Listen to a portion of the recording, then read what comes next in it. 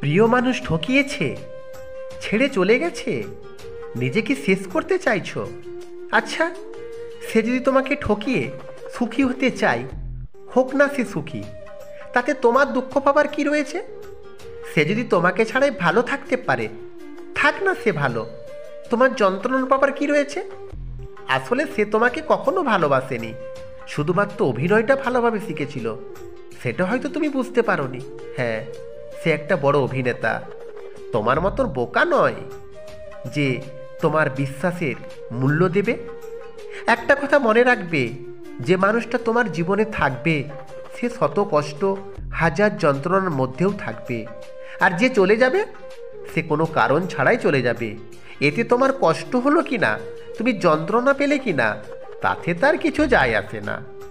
একটা কথা বলো, সে তোমাকে ছেড়ে দিয়ে তোমার চোখ খুলে দিয়েছে।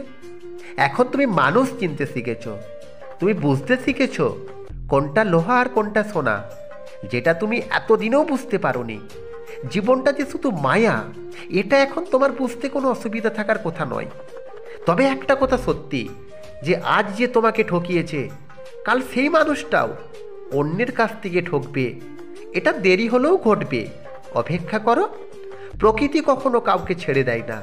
আর একটা কথা, যে মানুষটা তোমার সাথে কয়েক মাস অথবা কিছু বছর কাটাতে পারলো না, সে কি করে তোমার সাথে সারা জীবন থাকতো?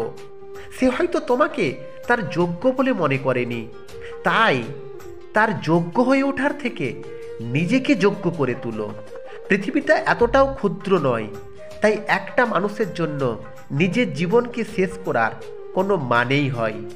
তোমাকে তোমার নিজের জন্য বাঁচতে হবে, নিজের জন্য কিছু করতে হবে। কারো উপর অভিমান করে কষ্ট পাচ্ছ, যে তোমাকে ঠকিয়েছে, যে তোমাকে বোঝেনি, যে তোমাকে অস্বীকার করেছে, তার জন্য বোকা তুমি। একটু স্বার্থপর হও অন্তত নিজের জন্য।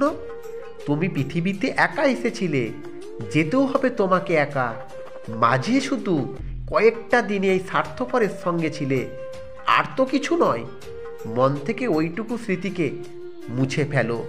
তুমি মনে করো যে এটা কয়েকটা দিন তুমি একজনকে ভালোবেসে ভুল করেছিলে, আর তুমি তো তাকে ঠকাওনি, সে তোমাকে ছেড়ে দিয়েছে, তোমাকে তার যোগ্য বলে মনে হয়নি। আর তুমি কি ভাবছো, নিজেকে কষ্ট দিলে কারো কিছু এসে যাবে? না, যে তোমাকে অস্বীকার করে দূরে ঠেলে দেয় তার কিছু এসে যায় না। তাই নিজেকে পরিবর্তন করো। আর হয়তো যা হয়েছে ভালোর জন্যে হয়েছে, ইউনিভার্স তোমার জন্য ভালো কিছু লিখে রেখেছে। তাই নিজেকে ভালো রাখতে শিখো, ধৈর্য ধরো, তোমারও ভালো সময় আসবে। ভালো থেকো বন্ধু।